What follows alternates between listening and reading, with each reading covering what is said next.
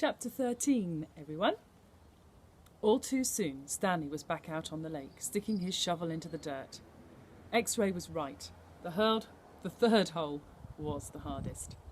So was the fourth hole, and the fifth, and the sixth, and He dug his shovel into the dirt. After a while, he'd lost track of the day of the week, and how many holes he'd actually dug. It all seemed like one big hole, and it would take a year and a half to dig it. He guessed he'd lost at least 5 pounds. He figured that in a year and a half, he'd either be in great physical condition or else dead. He dug his shovel into the dirt. It couldn't always be this hot, he thought. Surely it got cooler in December. Maybe then they froze. He dug his shovel into the dirt. His skin had gotten tougher. It didn't hurt so much to hold the shovel. As he drank from his canteen, he looked up into the sky. A cloud had appeared earlier that day. It was the first cloud he could remember seeing since coming to Camp Green Lake. He and the other boys had been watching it all day, hoping it would move in front of the sun. Occasionally it got close, but it was just teasing them. His hole was waist deep. He dug his shovel into the dirt. As he dumped it out, he thought he saw something glisten as it fell onto the dirt pile. Whatever it was quickly buried. Stanley stared at the pile a moment, unsure if he'd even seen it. Even if it was something, what good would it do him? He promised to give anything he found to X-Ray. It didn't seem worth the effort to climb out of his hole to check it out. He glanced up at the cloud, which was close enough to the sun that he had to squint to look at it. He dug his shovel back into the earth, scooped out some dirt, and lifted it over his dirt pile.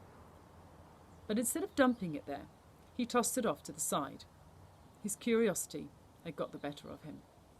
He climbed out of his hole and sifted his fingers through the pile. He felt something hard and metallic. He pulled it out. It was a gold tube, about as long and as wide as the second finger on his right hand. The tube was open at one end and closed at the other.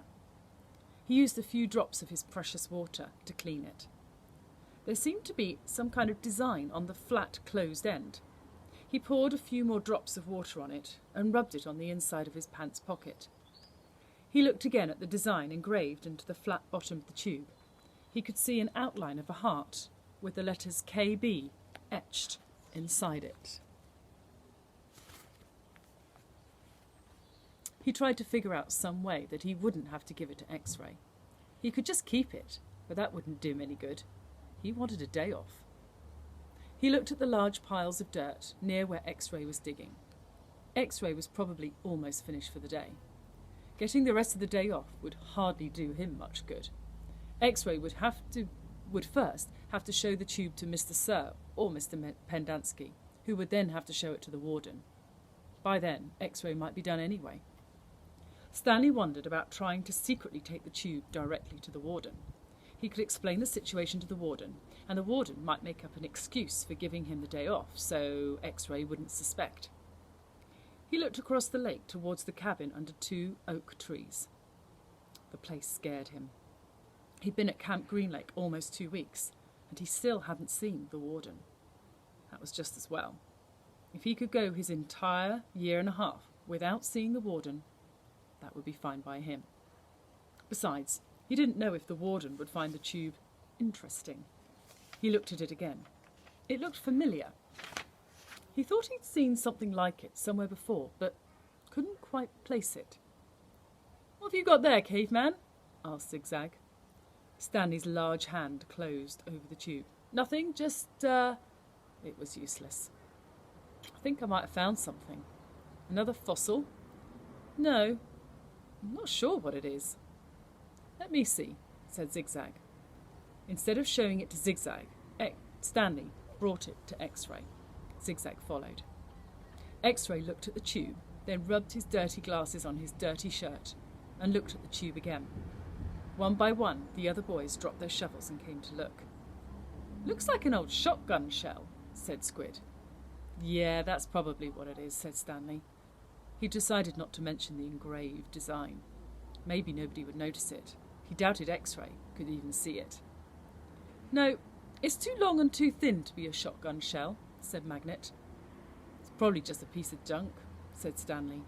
Well, I'll show it to Mum, said X-Ray. See what he thinks.